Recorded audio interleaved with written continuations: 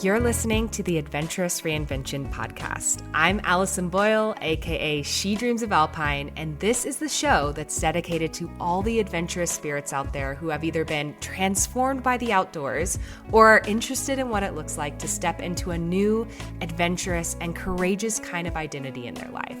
It doesn't matter what your background is in the outdoors, what age you're starting at, or where you grew up. If you're curious about the outdoors and using adventure as a way to reinvent yourself, you're in the right place. I'll be sharing all kinds of personal adventure stories, lessons I've learned from the mountains, teaching what I know about the outdoors and leadership, and interviewing some amazing adventurous women all along the way. I've been coaching women on becoming safe, confident, and self-sufficient backpackers and leaders of their own adventurous lives since 2018, and I know exactly what big fears and self-doubts can pop up along the way. I have so much to share with you, so let's dive in. All right. Welcome, everyone, to episode 29 of the Adventurous Reinvention podcast. So today I'm bringing back a very special series. We started this back in episode 9, and it's kind of where my team and I talk about hot topics that are coming up in our backpacking badass community. So to help me again, I'm welcoming back Kelly from my team. She is one of our community managers, or she is our community manager in the Backpacking Badass program. And you've heard her on other episodes, so episode 9 and 28. So she does other things at She Dreams of Alpine, but this is one of her big roles, is like helping support our community and being in there. And she has a really good kind of pulse of like, what's going on? What are hot topics? What are people talking about? All of the things, right? So today we are going to be talking about some hot topics that are happening right now and this time of the year within our backpacking badass community. But because we're getting ready for our annual virtual summit, the Solo Adventure Summit, we decided to kind of give this a solo focus. And so we picked out topics that were particularly relevant to going on solo adventures. And that's not always backpacking, but because it's the Backpacking Badass program, it tends to be around going on solo backpacking. So before we officially dive in, Kelly is on here on the call with me. I know she hasn't talked yet, but why don't you say hello to everyone and feel free to reintroduce yourself? Hello again, everyone. I'm so excited to be back. So, as Allison said, I'm Kelly, the social media and community manager at She Dreams of Alpine. I think I joined in 2021. Mhm. Like Allison, I quit my stable job with only an idea of what I wanted to do next and like nothing lined up. And it really worked out for me. I landed a dream job at She Dreams of Alpine. My background is in biology with a focus in conservation. So I laugh at people that say that women, especially, shouldn't solo hike because, as a former biologist, we got dropped in the middle of nowhere frequently with little training. So Yes. so I am always really excited to encourage people. And I've chronically been outdoors my whole life, including doing solo stuff, growing up on rivers and lakes and playing in forests. So I love paying it forward to our community to give them that confidence as well. Yeah, it's been so great having Kelly on the team because she brings like a wealth of like different background experience than even I have. And she is also in Indiana. So it's like we cover like West and she's got like kind of the East and Midwest over there. And so we got good I was coverage. I just have a special place in my heart for the Great Lakes. I'll defend them forever and ever. Yes. I know So you've really highlighted some like beauties, and I'm like, I need to get out there. So yes. it's Shout in out my to my fellow Flatlanders. Yes. Okay, so hot topics. Basically, the idea behind this episode is we think it's might be helpful to like share behind the scenes of what our clients and our students are thinking about and what we're coaching on a lot and share some of that advice here on the podcast. So, to kick us off, we're going to do some celebrations because I told you at the beginning of this episode, we kind of have a solo focus theme. And recently, we've had a lot of solo adventures and solo backpacking trips to celebrate within our community. So, we're going to do some shout outs. So, if you are one of our clients, you might hear your name here. So, Kelly, what kind of solo trips are you seeing students celebrate kind of right now that we're in prime hiking season or we're getting into prime hiking season?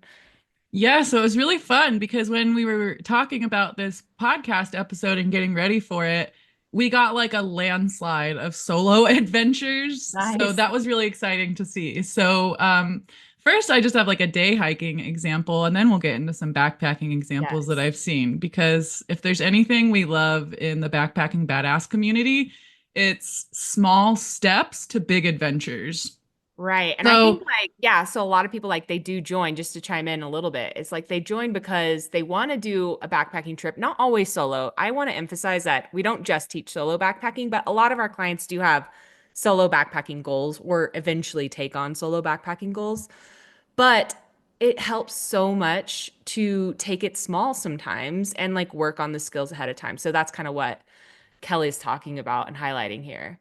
yeah, it's giving your brain that evidence and like that security of like just taking it a little step at a time instead of diving into the deep end when you're not quite sure if your swimming skills are strong enough, right? So, It's like what I tell clients all the time, like build a positive resume of mhm. experience. Build a resume of positive solo experiences so you feel like better for the big trip. Yeah, yeah. And I feel like it's so hard to get solo just in urban settings like dinner and movie theaters. But Yeah. anyway, we want to say congrats to our backpacking badass student, Penny. She's been building a lot of momentum this year because she just joined in April of this year. So Yes. literally just like Recently. last month, right? Yeah, because we're in May now. And what I really loved is that Penny, and in module one of the Backpacking Badass program, we ask students to define their what, like what joined them or what motivated them to join the Backpacking Badass program, and why the goal is important to them. And we tell them that this helps keep them motivated and keep them moving forward, even when the motivation is hard to come by, or it's like Or the fear comes up and like the yes, the anxiety comes up. It's really great to be anchored in your what and your why, like yes, to move you forward. it's so helpful. And especially if you write it down. And what I really loved with Penny sharing it in the Backpacking Badass the private student Facebook group we have, is that it gave it a bit of accountability and it put it out into the world, right? So she said her what she wants to be a leader for new backpackers and have confidence and people having confidence in her. So she's using her solo backpacking goals as stepping stones to eventually have the confidence to lead others and have people trust those abilities and for her Hmm. to trust her own abilities. So I thought that was really beautiful. And a lot of our students go on to be leaders in some capacity, whether Yeah. that's in their families or in hiking groups. So we love to see it. And then her why it was important to her. She found this deep level of self sufficiency in it. And she talked about this powerful transformative experience that was happening when she approached these exciting but scary goals like big outdoor adventure. And so it became like this reinvention. And we see a lot of self rediscovery in our clients where they're putting their goals first, they're staying committed to them, and they're finding their authentic true self. And it's just so inspiring to see it happen again and again and again in the program. So shout Yeah. out to Penny for going on her solo backpacking trip this year or preparing with this day Preparing for her hike. solo backpacking trip, but with her solo hikes, yeah, she's like getting some massive momentum. Yeah, I love Yeah, that. she just shared this solo day hike that she did. And she had said, what started as getting outside and moving has transmuted to training for a multi day solo backpacking trip. Mm. Because a lot of our style of coaching is, we know I'm a gym trainer for the elevation because I can't get it on my hikes. But so much of our hiking training for our students is, hey, get out and hike on the trail more. Yeah. So she used these day hikes, she's using them as a way to prepare for her multi day solo backpacking trip. So she's doing solo day hikes. And this last one that she just went on, she came back and shared the story with the Backpacking Badass group. And She was attempting a summit of a tall peak nearby, but there was too much snow for her to go. So it really cut her mileage and elevation she was training for. And that was disappointing for her, but she still talked about how she made the decision to change her plans while on the trail. She felt really confident about her safety calls, and she brought it to the group and talked about, yeah, that was disappointing, but wow, I had like such a great time. So Right. even though it wasn't the plan that she made, she was able to adjust and still have a beautiful hike. I think there's something so powerful about, having an initial plan, especially when you're solo, having an initial plan and then getting out there and realizing things are different and you make those pivot decisions in your mind and you get to like feel really confident and like secure in those decisions because you're like looking at the situation and you're like, okay, this is what this decision I'm going to make for my safety. I don't know. There's something about that really empowering. I think it's next week. I'm going to be dropping an episode about my very first solo backpacking trip, which was a long time ago at this point, but I still have really vivid memories of doing Mm-hmm. something very similar. So, yeah, shout out to Penny. We are stoked to kind of follow your journey. Let's congratulations to our next student. Who's that? Yeah, so now we're going to get into backpacking trips because we had a few spring graduation trips, which means I'm going to get to send out some graduation gifts soon. Yes. When they start when they start submitting, when our students go on whatever they define as their graduation trip, it doesn't It can have to be be anything. solo. Yeah. It can be something they plan. Some of our students have felt more secure doing something guided where they felt more For in their control. first trip or something. Yeah. Yeah, and they still are the ones prepping for everything. So our students get to define what their graduation hike is, and then how we celebrate with them is they will submit their story to us, and then we will send them a free backpacking badass hat that we don't sell anywhere. Nobody can get it Mhm. other than submitting for their graduation story. Exclusive. So I can't wait to send some out. So I'm going to be sending one to Lisa. Congratulations on her Congrats, first Elisa. solo backpacking trip. So Yes. she just joined in November of 2024. So it's been a little less than 6 months, about I maybe love around it. 6 months. And she's 58 years old. And she joined the Backpacking Badass program to build her skills because she said she has a daughter counting on her to do essentially a through hike in England, England's Yeah, it's like Cornwall 288 Coastal miles or Trail. something. Yeah. Yeah, and she's a retired former wildlife biologist, so of course I love to like hear what she's up to.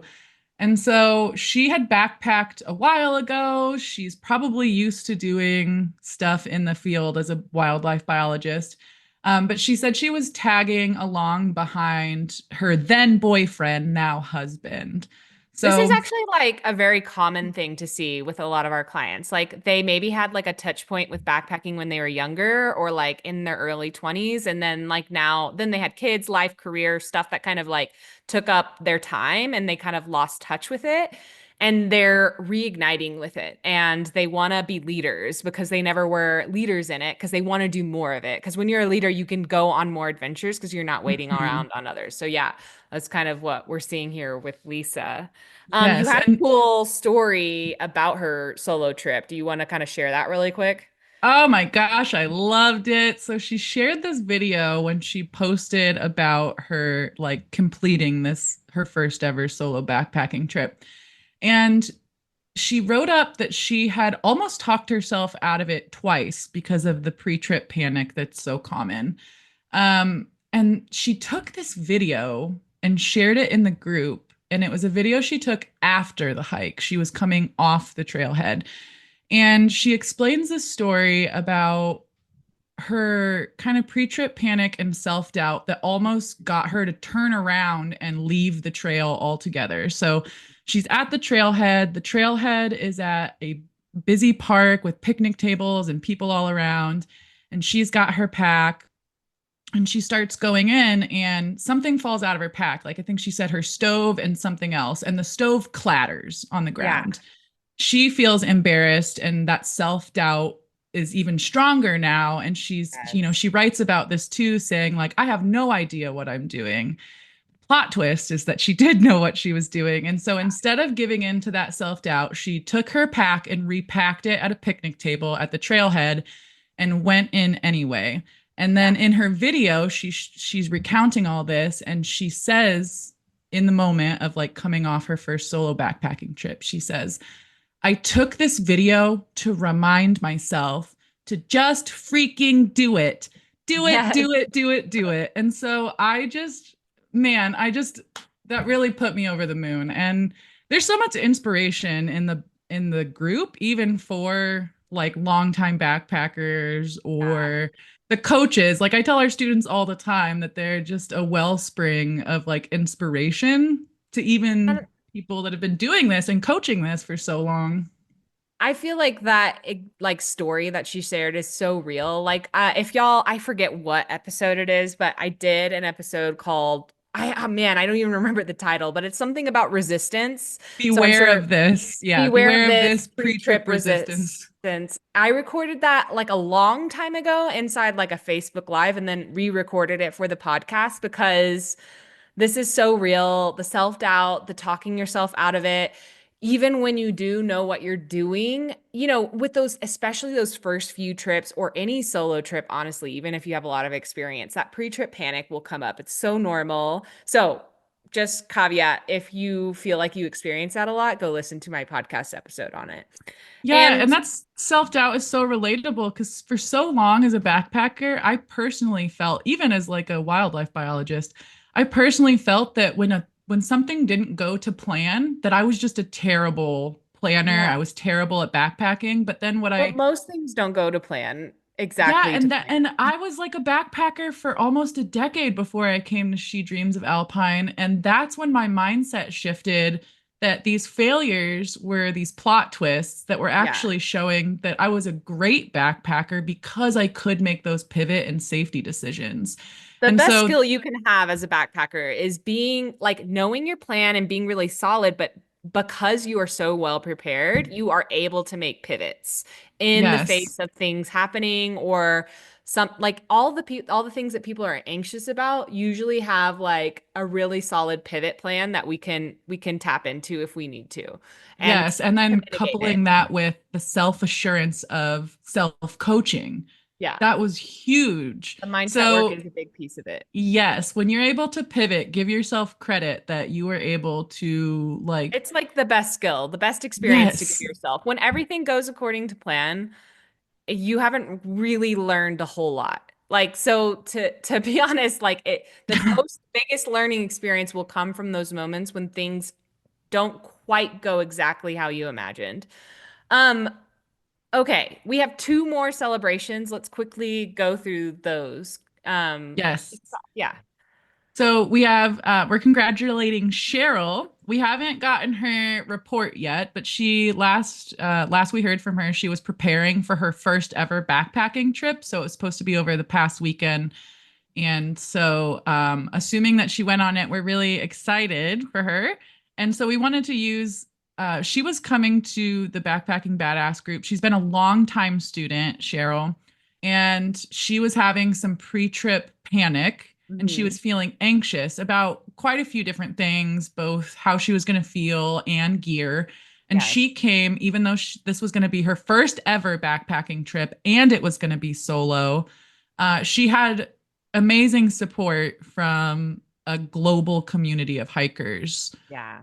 I think Yeah. that's like one of the biggest benefits of our community. Like we have over 1,700 women at this point. I think like around 1,700 in our Facebook community. I know our larger Hmm. community is a bit bigger than that.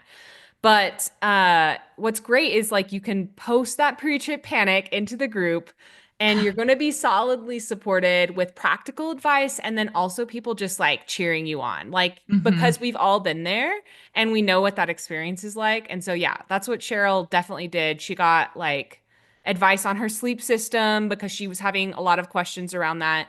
Reducing her pack weight. When it's your first trip and your first solo, like there's so many things you're like thinking about and like hyper fixating on. And Right. it's good to have that reassurance from the community, like, this doesn't matter that much. Like, don't worry so much about this, all of the things. Yeah, and what was cool is Cheryl actually took pictures of everything she was planning to Yeah. pack and she explained her trail and the amenities she would have and would not have.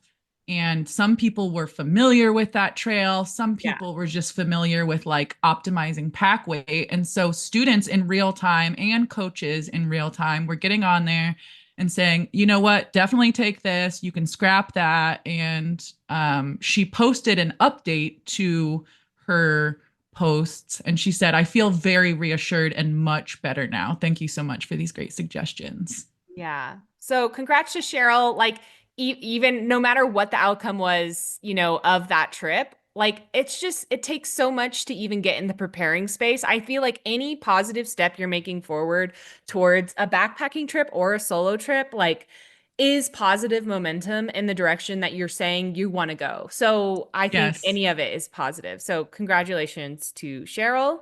And who is our last shout out?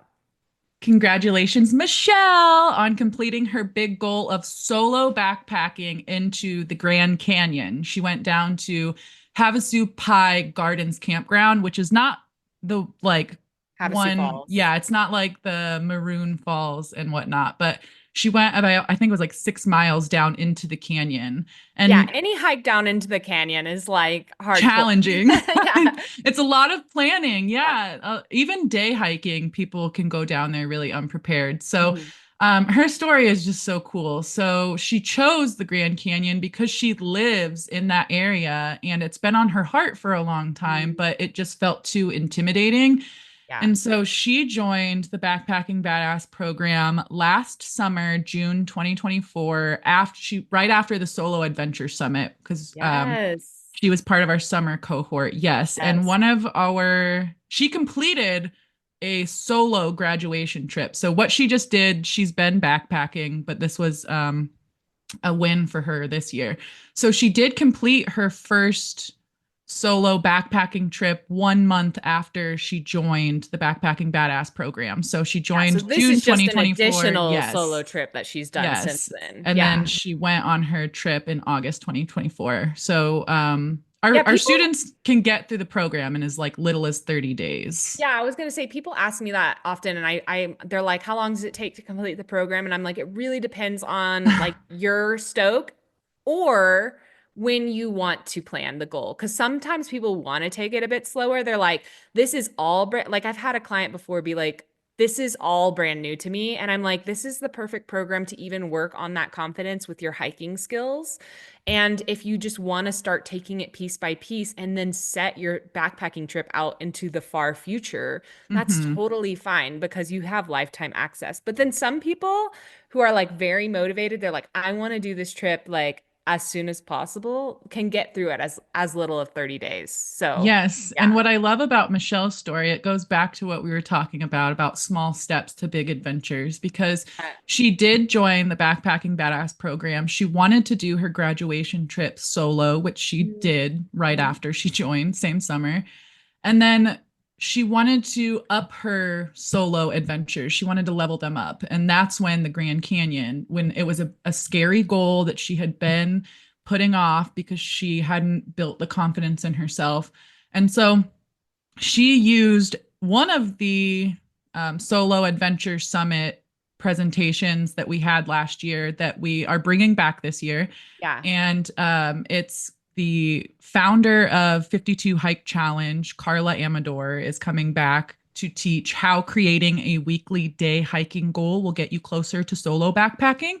And so Michelle used that as training to prepare for her Grand Canyon trip and to So build the good. confidence to build, yes. So we were excited to share that with Carla too. And Carla was also celebrating with us that Michelle had done this. And Michelle finished her 52 hike challenge, which, if you're unfamiliar, it's one hike per week, day hike. It can even be a local park walk. But she finished her 52 hikes in 41 weeks. So she Hell got, yeah. yeah, some double hiking days in there. So, Michelle, congratulations on all your hard work and epic trips. Yes. I just want to emphasize like take your inspiration. Like if you, well, I'm a little bit biased, but I think the Solo Adventure Summit is one of the best things that we put on all year. So definitely attend that. June 5th and 6th. Registration isn't open yet, but it will be. But we're bringing back speakers like Carla, like who's doing this 52 hike challenge, sort of kind of talking about that. But what my point was is like, I love that Michelle kind of took the inspiration from that and ran with it because you never know like what little small thing you're going to take from some like takeaway from a lesson or a podcast or a summit training that you watch that could completely change where you are a year from now, which is like very cool to see that play out, you know? Yes, and Um, I won't spoil it because we're going to have some fun announcements on yes. who we're bringing in and the topics we're covering, So good, but y'all. it's really incredible. It's going to have a lot of that inspiration on building small steps, and we've got a really diverse lineup, and I'm biased too because I've been working with all the speakers behind the scenes, so I I'm really love our so excited for everyone to see it. So, congrats to our clients. We are always beyond proud of you. We're beyond proud of you if you are taking those small steps, big steps, just picking things back up. Every time that you guys hit the trail, you are an example of what's possible. And one thing that I love, like teaching this skill, like, and all of this stuff and empowering others, it will never get old to me. I remember my dad asking me, like, won't you ever get tired of teaching about backpacking? And I'm like, it won't because Never. like it's had such a profound impact on my life. And what I even loved seeing is how y'all pay it forward to your communities and your families and all of the things. So So keeping the example inspirational. of what's possible. And yeah, we just wanted to share some of that stoke here There's on. like a there's a perfect Taylor Swift lyric, I feel, every time I go into the backpacking badass community to see what's going on. She says, "And I never don't cry." Because Yeah. the students are always they just move me to tears on a frequent basis. So, yeah, Ellie's if our you're pop culture like link to everything. She always knows a good song to like link us into the moment. yeah. I remember last year, like with all the songs for Adventurous Reinvention Experience that you brought to the trail. Love it. I love it. Yeah, yeah, we had clients dancing to Chapel Roan Hot to Go Hot to on the go. You mountain. can find it Yes. on Instagram. You can do it Um, with us on an ARE trip one day. We'll dance with you on mountaintops and ugly cry too.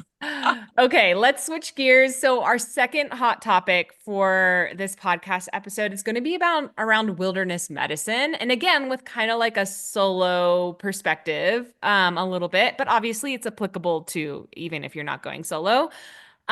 So one of the skills that can keep us safer and give us peace of mind when we are solo adventuring is wilderness medicine education.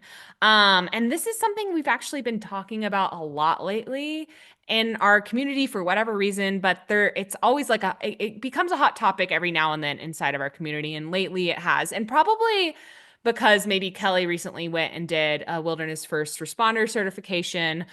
So maybe it's top of mind. But before we get into all of that, if you don't know what wilderness medicine is, the definition is like it's it's doing kind of like first aid but out in a backcountry setting. Usually it's focused on long-term patient care and like getting them to the front country as quickly as you can safely do so. But usually because you're in the backcountry, it's longer time frames that you're dealing with.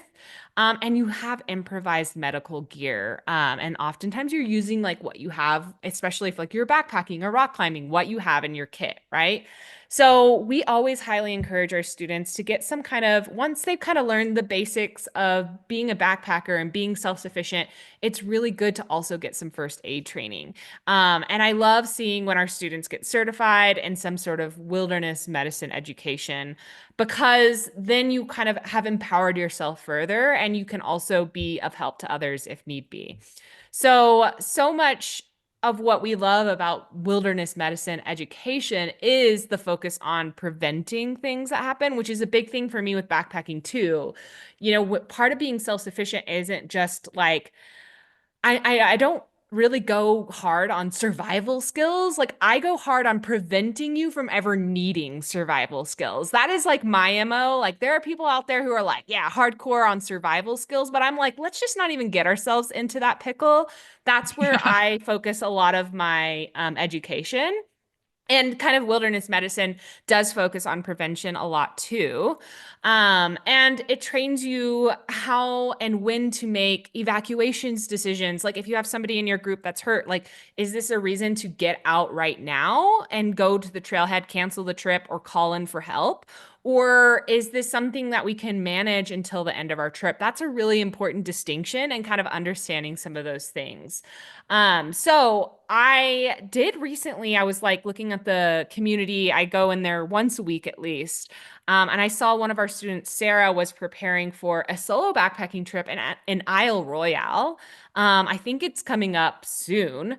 But she was reaching out to our community for safety advice because she's severely allergic to bees. So maybe, Kelly, you can like give us some behind the scenes of kind of what that conversation was like. Yes, yeah. So this has been coming up a lot in our coaching calls recently. And so I love that Sarah came and asked for not only safety advice from people that may also be managing allergies or environmental concerns as a solo hiker, but also was able to get some perspective on Isle Royal specifically because there's a lot of us that have hiked it. It's a really popular destination. Well, it's Yeah, like I popular. feel like you went on the trip, and then I feel like a lot of our students went Yes, on it yeah. I shortly went in after. Yeah, 2022, and then one of our ambassadors, Sherry, who we'll talk about later, she almost lives on Isle Royal. I was talking to her the other day, and she said she's doing a research trip, volunteer trip, and she'll be turning around basically to go right back to Isle Royal to do a trip with friends that wanted to do it. So we'll talk about Sherry later, but we'll talk about yeah, Sarah now. So we had a lot of insight from both people managing allergies and people that have hiked Isle Royal and could give Sarah more peace of mind. So some of the support Sarah got from the backpacking badass community was different recommendations on insect repellent products and gear, wide array of things from yeah, like face nets to permethrin. The wilderness first responder certified peers were providing their training based insight on how to manage that. And maybe as a solo hiker, the additional precautions to take, like, hey, if you don't wear medical jewelry, like this might be a good time to get yeah. some medical jewelry. That's an And then important, yeah, that's a good thing to mention, actually. Yeah, yeah, yeah. So if you're like hiking solo and you do have medical concerns, that it's like a great idea to get something on your persons, whether it's like a tag on your backpack or jewelry that can help identify your yeah. Because if needs should somebody was something happen on the trail. non-responsive, that's one of the first things I would look for is if they have any indication, like, that they have any medical condition I should be aware of as like somebody who might be helping them. Yes, yeah, and if they're not, if they can't respond, then they're going to go looking for that Yeah, clue. So, and then Sarah had peers that have hiked Isle Royal, and we were able to share insights about how busy the trail is. Because even though for West Coast people, you can kind of think of it like Trans Catalina Trail, where you're taking ferries onto a trail, so it feels really, really remote. But it kind of has some amenities on it, like Isle Royal and Trans Catalina Trail both have lodges, they both have staff. yeah, Um, Isle Royal has like not ferries, they have like water taxis, so people can take small boats to one. And like I've seen families take a water taxi about halfway up and then like hike back to one of the ports. So people were reassuring Sarah that even though it's really remote and it is a backpacking trip with no cell service, this is an area that has busier trails. And because it's an island, it makes access, they're not hiking all the way in. They can kind of take a water taxi around so that if an emergency did occur, that there would be help around, even if she right. was solo. And in this specific trail, there's a lot of like backpacking campgrounds. So if something happened at a campground, that it would be like people all Most around. likely not super alone, even though you're solo. Yeah. Yeah, so And Isle like I'm Royal is a sure. she'll probably bring her own kind of like prescribed EpiPens She did say with this, her yeah. as well. Yeah. Yeah, so she was also explaining the precautions that she was personally taking. And so then the peers with the allergies could share the precautions that they've taken, kind of give her feedback on what she was planning, and then talk about like risk of Mhm. exposure. And Yeah. so it was really It was a great awesome to see conversation. that. Yeah. Yeah. And we've seen that happen with other clients that, maybe they have a recovering injury or an old injury that might flare up. Maybe they're diabetic and they have dietary medical needs they have to manage. So Yes. we're not doctors. We always preface Yes. that. Always run your plan by your medical team. We do have doctors in the group. We do have like PAs and physicians and doctors in the group. They don't offer that Sometimes we advice. get personal experience, but then always, touch Yes. base with your medical professionals that you're working with is Yeah. always the recommendation. So Um, it's wonderful experience and insight from peers. But yeah. so let's shift gears, Allison. You've done the wilderness first responder. If you hear us call it woofer, that's wilderness first responder. So you've done it a few times. You're into like your second or third recertification. Yep. And in March, you sent me to get my woofer certification, which I've done like wilderness first aid and advanced first aid before. Yeah. So we kind of did it differently though. You did all in person and I Well, did sort of. I did. Now my research are hybrid. They've been yeah. changing it over the years. Yeah. Yeah, so you did your original woofer certification, like the full 10 days, right? It was like a full, so like to back up, like before I was an outdoor educator, I did a WFA, so WFA, Wilderness First Aid, and that was a great class, but it has some limitations, which I think we're going to talk about in a little bit. But like one of the biggest ones for me was that this is going to be getting into the weeds actually. One of the biggest things they don't teach in WFA is how to if somebody had a spine or a suspected spine injury, they don't teach you how to like release the spine, which is like kind of a crucial decision making piece. And I wanted to learn more, but it's a really great place to start. It's more affordable. You do learn a lot of things and you can kind of just use your best guess in some of those situations. Yeah. Anyways, that's kind of getting into the weeds. But then, becoming an outdoor educator, doing more guided trips, got my woofer. Um, and that was 10 days, which was like very long and Intense. intense. I Woofer know is Kelly, intense. I signed Kelly up for her woofer this year, and I was like, it's time. You should get your woofer. And they've changed it. So it's not quite as long. It's like 7 days or something. Yeah, yeah. When we get into the different wilderness first medicine classes, Yeah. we got the timelines on them that we can get into. Okay. Yeah. So I don't know where I was going with this, but yeah, but The now in I've just person is been, longer, and then the hybrid is reduced. So the hybrid one that I did, so you had a full 10 days in your original certification. And then and I you had always a think you're going to have time to like do stuff in the evening. Kelly was like, "Oh, I'll do a little bit of work after I'll keep up with this work while I'm at Woofer." And Kelly did I'm not like, keep up with the "Okay, work. yeah, sure you will," because I've done it before. It's exhausting. It's In the best kind of exhausting. way. In the best kind of way. Yeah, Like, it is exhausting in like a mental kind of way yeah, because you're just you're, learning a lot. especially if you're out of school for a while or out of academia. So it was like a lot of studying.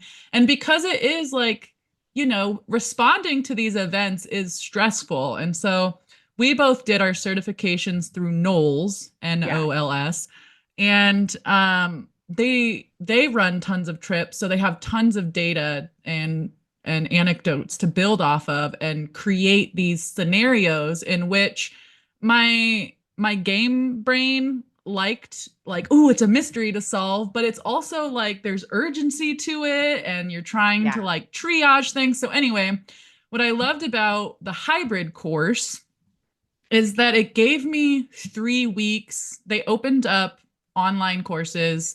So they had like three different modules, I think, on different, and then tons of videos into it. So similar to like the backpacking badass course, how we have online modules and videos. And they were all broken into different categories. There were quizzes after each one that you had to do. And so that kind of solidified the information. And what's nice is I have access to those videos for the entirety of my certification. And so if I want to review any of it before we go out with clients or I go out Hmm. on a personal trip or That's new. They don't give me that from yeah. my old one. Oh, did you get it with your research? I mean, but the research, maybe I'm wrong about this, but like the research only touched a few topics that they just like Mm, didn't want to go over in class. I don't know. sure. I don't know how they pick it. Like seemed like that. You picked like a few hot topics and then it was just 2 days in Oh person. yeah. And I don't know, like, we'll see what happens when I get recertified in 2 years, if I lose that access or what. But I really love that. So Yeah, thank that's you, nice. Knowles, for Yeah. that because it's similar to what we tell our students. You get lifetime I don't get lifetime access for Knowles, but our backpacking badass students get lifetime Yeah. access. And it's nice for when you do want those You want to refreshers. refresh on Yeah. something. And that's Yeah. what I think is like the benefit of, in person versus online training. Because we hear this with our backpacking badass program sometimes too, where people do want the hands-on training. But when you walk away from that hands-on training, like you don't get it anymore. You just have Or to remember or hope your notes were really good. Or sometimes, like the downside to a guided trip without educational pieces to it is they actually don't teach you a lot of what the. It's like backpacking is kind of like an iceberg where a lot Mm-hmm. of what goes into a successful trip happens before the in-person trip. So, like repeating it yourself, if you've only done the in-person aspect, is going to be harder because you haven't learned all the stuff that goes into like planning and creating your own trip to feel confident on it. Yeah. So Like yeah. drinking from a fire hose, right? And so this is like, getting to drink from some like a nice water bladder. It's But not as hard.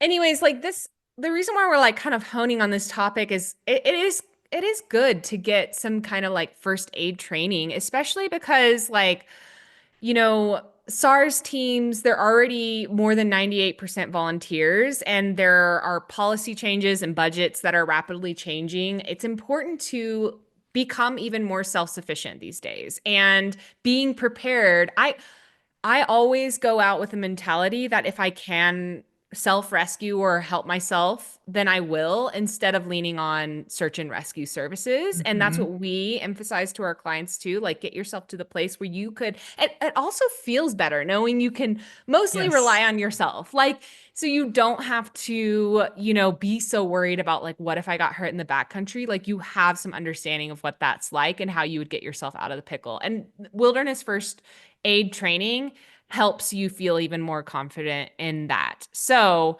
maybe just really quickly, Kelly, would you go over just some of the different levels of wilderness first aid? We kind of talked about it a little bit, but like maybe break it down for people who are like very new to it. Yes, yeah. So this is all the caveat here is there are many different organizations that teach wilderness medicine. And so just like when you're researching a trail, you want to research all the differences and find the thing that's right for you for this one. We do have a blog post on finding the right wilderness first aid or first wilderness medicine I class. will link that in the show notes. I'm writing S- myself a note. Perfect. So um, I'm gonna preface this saying none of the classes that I'm gonna talk about right now, they require no prerequisites. So anybody can sign up for these classes. It's really interesting when you get into a wilderness medicine class and meet the different types of people.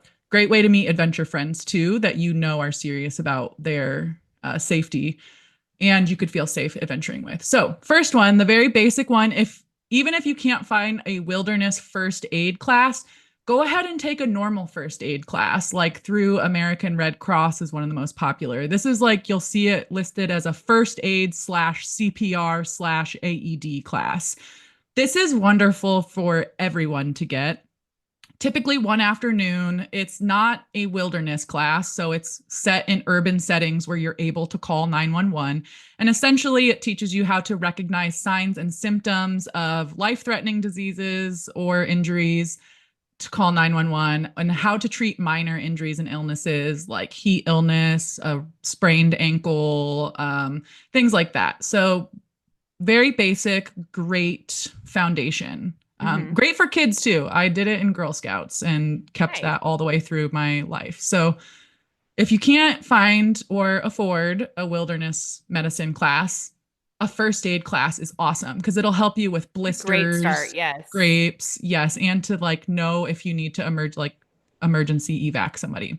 So then when we get into wilderness medicine, we have wilderness first aid. This is about 16 hours of coursework and they break it down into one college credit. So these can be continued education too.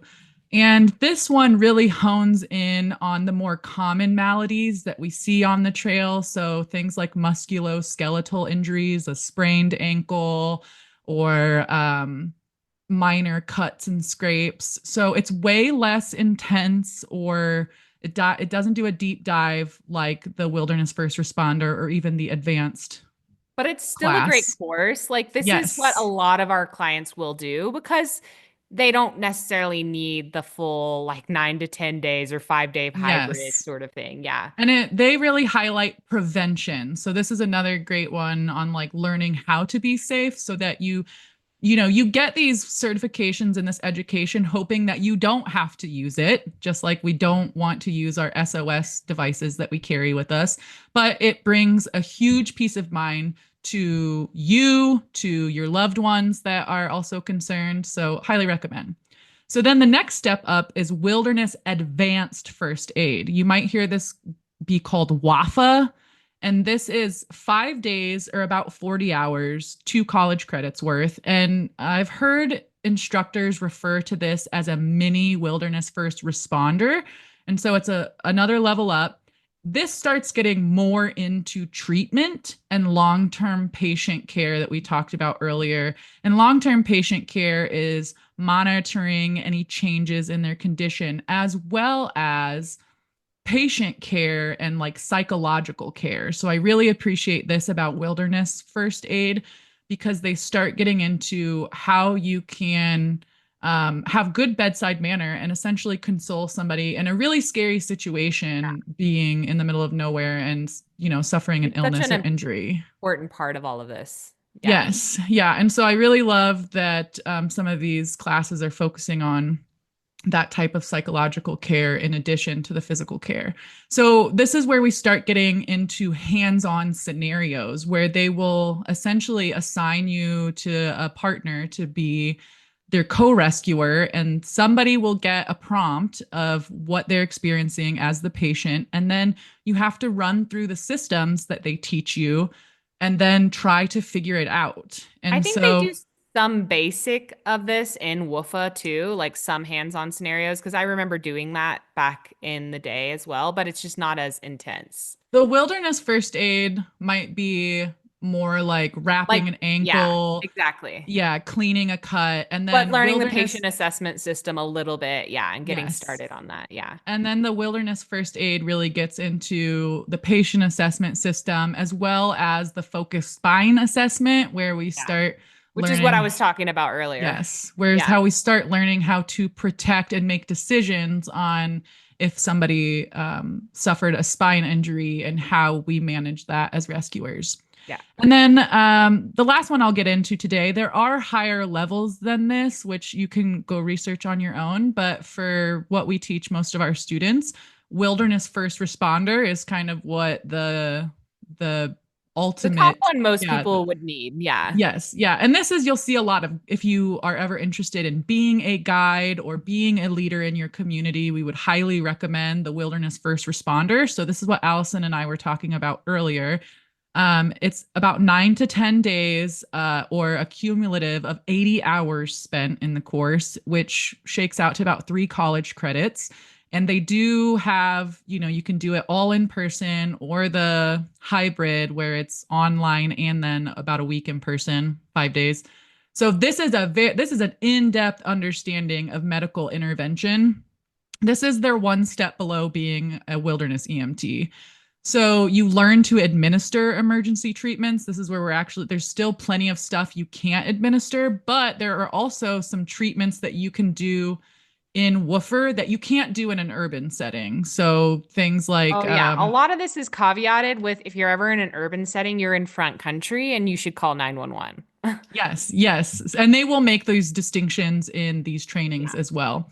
It The wilderness first responder also gets into triaging. So if there was something where multiple people got hurt or sick, you're learning how to manage your resources and caring for those patients. Mhm. There's a lot of decision making and evacuations. This is similar.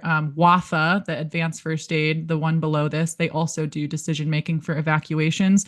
And in addition to learning, what the criteria to get somebody out of there is, they give you the tools to decide how fast, rather, like you mentioned earlier, is this something we can manage? Is this something we can help the person out with or get myself out with? Or is this a situation where I need to hit my SOS and get a rescue team to meet us as far as we can get? So that's a huge relief knowing that you're going to be confident to make those decisions.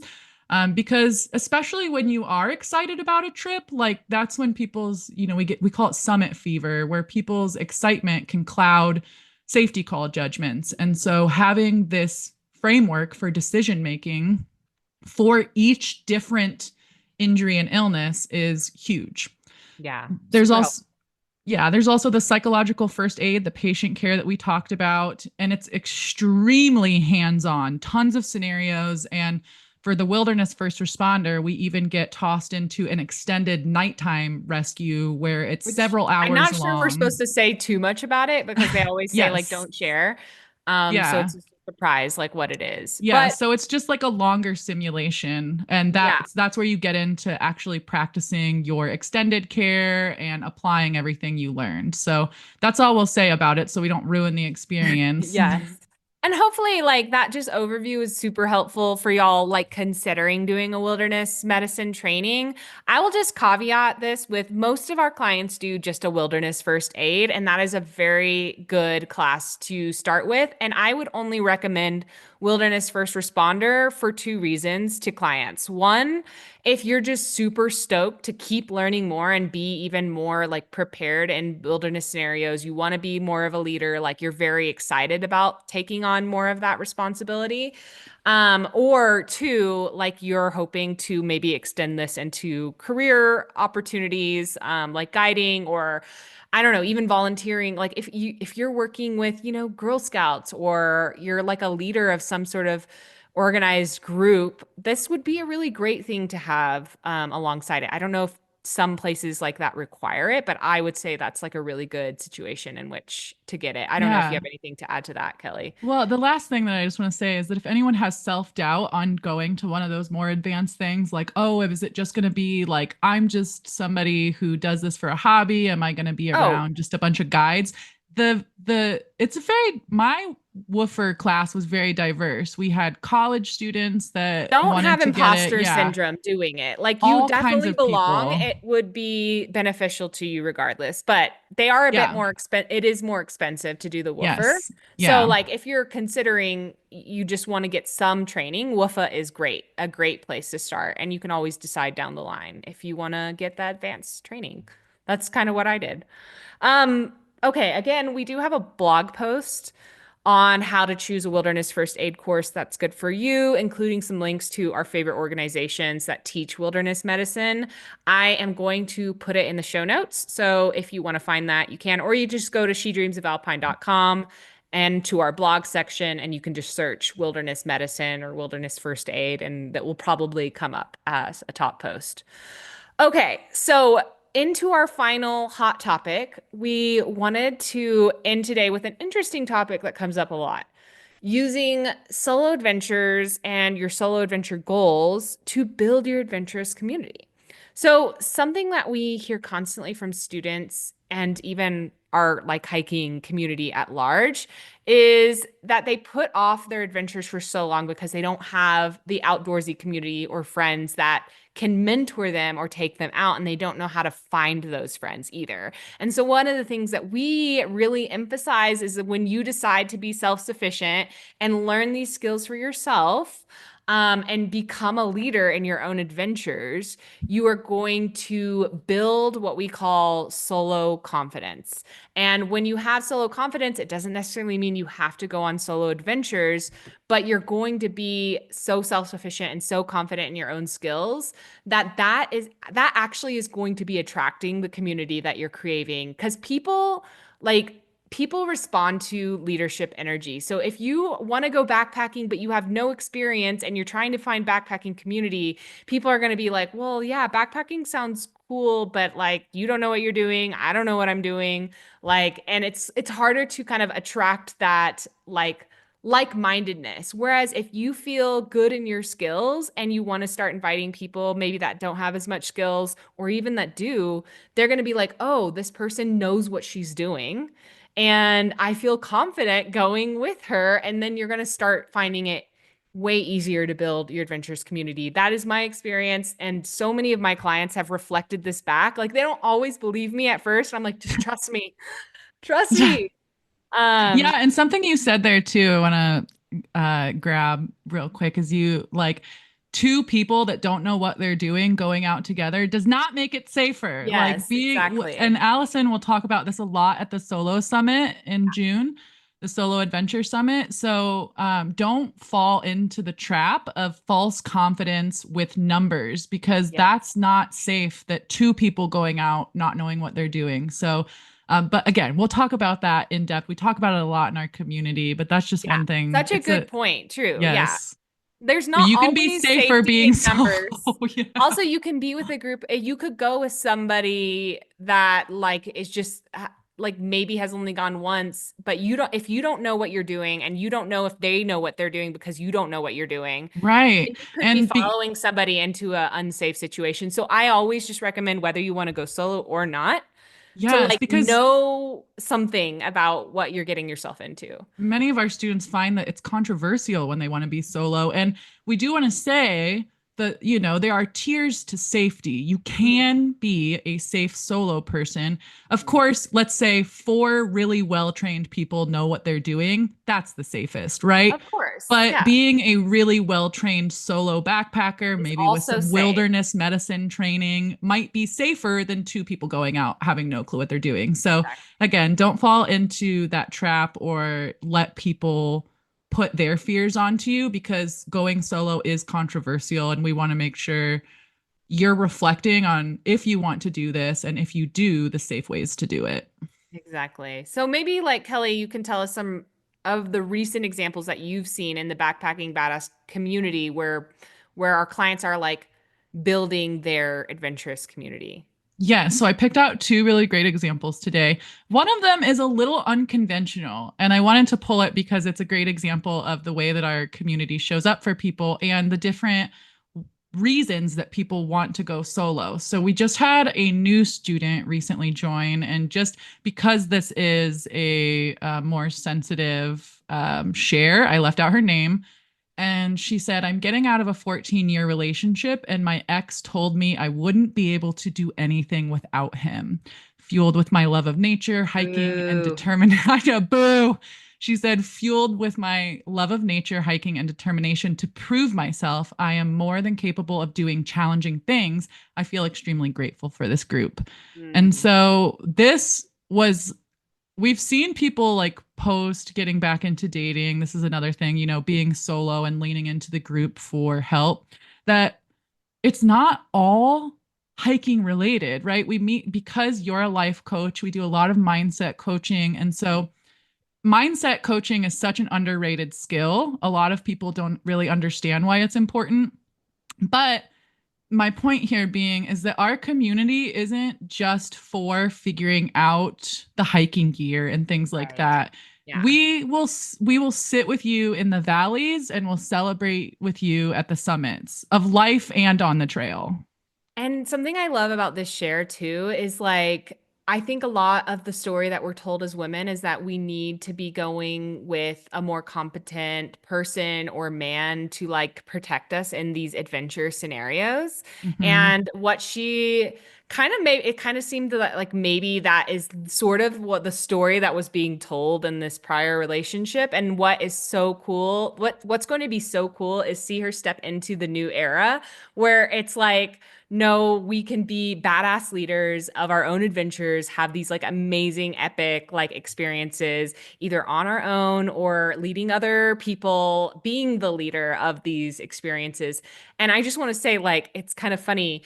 I'm married, so I have nothing like against, adventurous men in your life. And my husband's very adventurous, but if you think about any of the backpacking trips I've ever done with him, I'm the one who has knows the whole thing, has planned the whole thing. Like our John Muir Trail, he just showed up and basically like he got to be passenger princess on that experience because I did all the hard work.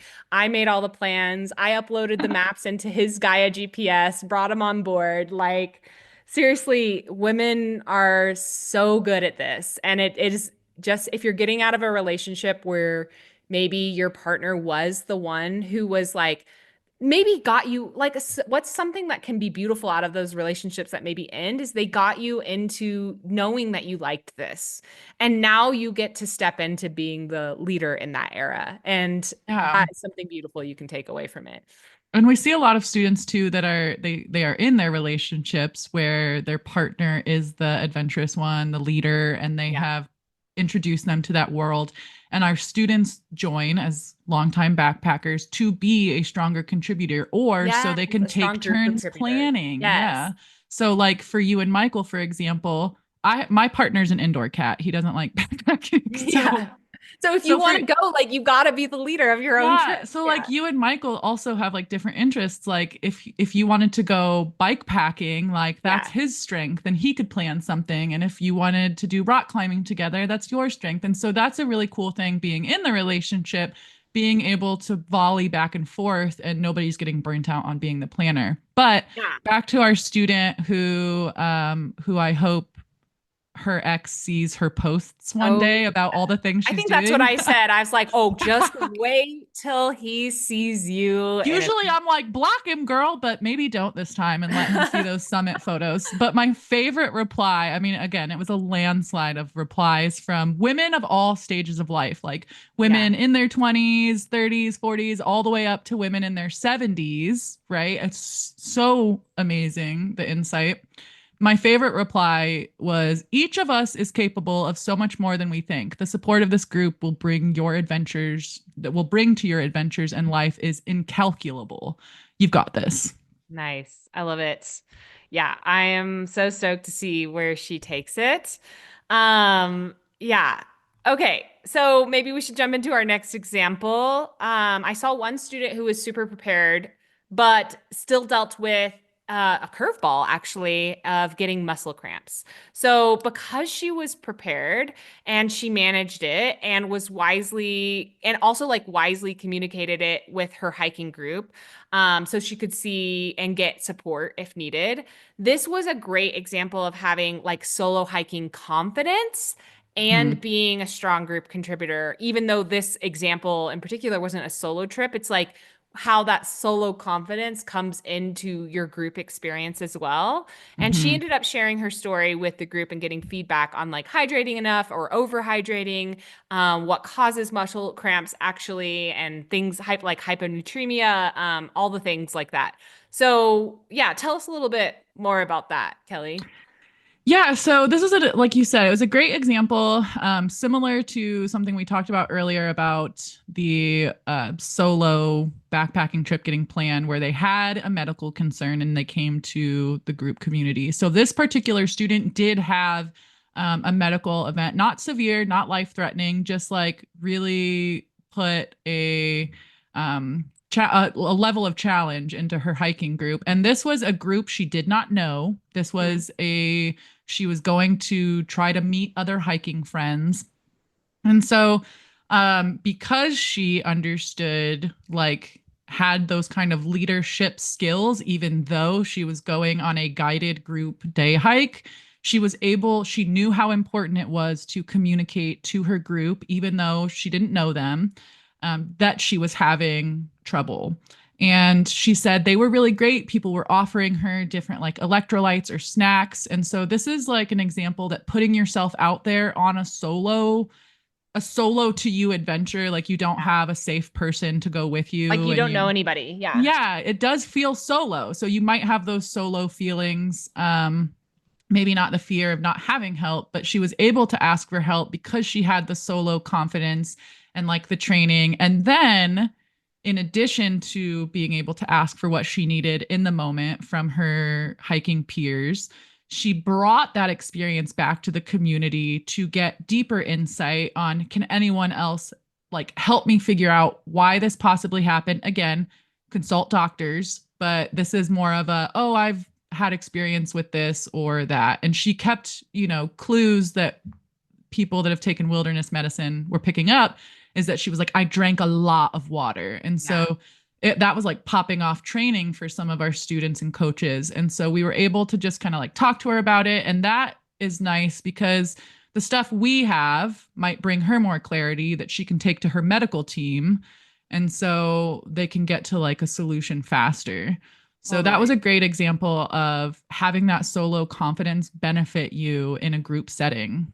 And I think one thing I want to pull out kind of as a tangent, but like related to this example is like a lot of our clients, sorry, I was going to say friends, but our clients are friends. A lot of our clients are they are looking to build their community. And so they joined the Backpacking Badass program because they want to be self-sufficient and learn those skills so they can have that solo confidence, but they're also actively wanting to build community. And then in this example, like something I can't overemphasize to people is like if you want to build community, like put your money where your mouth is and sign up for these group trips and group things, even though it feels super scary because you don't know anyone. It's kind of the point you're Mhm. trying to go meet people, but you always get to know you have your own back because you do have this confidence. But the thing I wanted to like mention from this, and this is the kind of side tangent that I'm going to say, is like every time that I've done this for myself, because I go through seasons like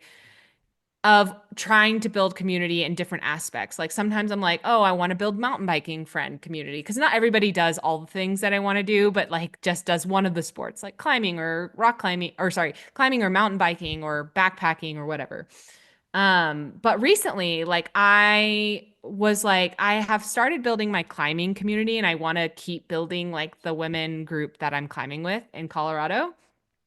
And the group I had been climbing with all of last year, our schedules keep not aligning. So I was like, okay, I need to like reach out again and build my community. So I signed up for this adult bouldering league that was happening at my local climbing gym. And I felt so kind of like awkward going into it. I'm like, oh my gosh, like did I sign up for an adult bouldering league and it's going to be a bunch of 20-year-olds? I'm going to be like, I had all the mind drama. People think that I don't have mind drama, but I just wanted to emphasize that like I do have mind drama about these things. You're also just a really good I'm just good coach at to doing it clients and anyways. yourself. Yeah. So I'll have the mind drama, but I'm like, whatever, show up. You paid for this. I paid for it in this example. Not all group things are paid, but like I paid for it. I want to do it. So let's see what happens and see if I can make any new friends out of this.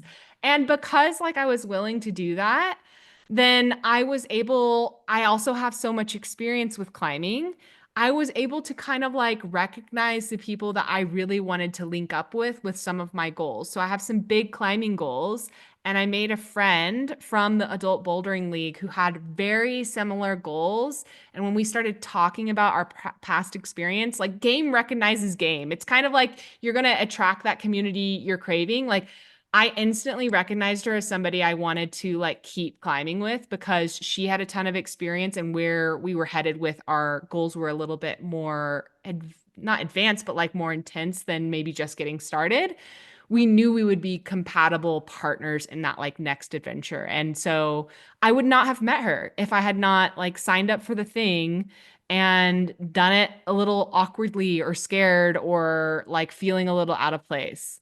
And I think what's really important too to your story is that you could have accepted that your friends, you could have not accepted that your friends, their season of life was changing, Yeah. kids, careers, and you could have wallowed in it and been like, Yes. well, there goes all my friends. And that can be a really like, that can be feel like a big setback when you built that community and then all of a sudden all that hard Things work, change. Yeah. yeah, things change and you weren't resentful of those friends. You still hang out with those friends and you were like, nobody took it personal that you still had goals you wanted to work towards. And so I Right. think that's an important point too, is that it's okay if either your season of life changes or your adventure friends change. Like you can ebb and flow with that as well without making judgments on yourself or other people and you can keep making the momentum forward. Yeah, exactly. And like my husband used to be like somebody I climbed with a lot, but he's just like his passions for climbing have changed a little bit different. Like he still likes climbing, but they've changed and he keeps getting injured. So like building Yeah. my female climbing community has become even more important. But and even to that point, like I don't let just because I don't have friends keep me from working on those goals. So I will go to the climbing gym solo a lot. And every week, multiple times a week, even if I can't link up with anybody. So, anyways, this was a long Yes. tangent, but I just kind of wanted to like say if you want to build your adventurous community, like you need to put yourself in the spaces and to find and like when I say game recognizes game, when you are self-sufficient, if you're bringing something to the table and you go to those events, you kind of are gonna start like attracting those people that you're looking for. You're gonna be like, oh wow, she kind of knows what she's talking about. We're both stoked about the same things. You're gonna link up on that versus when you don't know anything, it can be a bit harder to kind of enter that space and feel confident in like inviting somebody to a future thing because Hmm. you're like, I don't know if I even trust myself in these skills. So Right. yeah, it's just it's a is symbiotic relationship like the right word? It's like it Yeah. yeah, okay. It's Symbiosis. like That's right. yeah, okay. I'm like, wait, am I saying something wrong? But it just No. all feeds into each other. Yeah. So So another really great example of solo to community that I pulled yes, out is from one of our ambassadors, Sherry, and she's been a solo adventure summit speaker in the past. We're bringing her yes. back and she's going to kind of tweak what she's talked about. Last year she talked about starting your adventures when you're over the age of 50. Yeah, she's just Sherry's, such a yes. good example. So we'd love to bring her back. Yeah. Yes. And so this year, she's done some crazy big adventures, which we'll talk a little bit about. I don't want to spoil too much of her presentation. But this year, she's really focusing on that over 50 aspect, but also her journey of being a solo adventure to community. So I am not going to spoil her story. You're going to have to go to the Solo Adventure Summit to get it. Yes. And she has a Um, really great story also. You definitely. yes. When did she So join? Was it in 2020? she was one of your first students, yes. Yeah, I She want was to say. like in one of the first rounds of it when it was still in its And like her very first infancy. goal, like just to put it in perspective, like how far Sherry has come. Again, we're not going to spoil the whole thing, but when she joined, her goal was just to go on a solo backpacking trip. She had like never, I don't even know, maybe she had done a backpacking trip before, I can't remember, but her emphasis was like she wanted to have more solo confidence and she ran with it. Let's just like we'll like caveat it Literally. with that. Like and now she's become such a leader in her Yeah. own right in her own communities like in Yeah. space. So it's really cool to like be with somebody that long and see their journey kind of evolve. She's going to be like a great speaker at our summit. Again, she's spoken before. We don't want to give too much away. I'm sure she's going to share Yes. more of her story there. So y'all will have to catch her session at our 2025 Solo Adventure Summit, which we've kind of been teasing like this whole episode because we're getting ready for it. It's like about a month away at the time of this recording. So just a little plug, there's no way to register for it yet. At the end of May, registration will open up, but save the date. So June 5th and 6th are going to be our virtual solo adventure summit. And we have an amazing speaker lineup. We're going to hopefully be teasing that and announcing it a little bit more soon.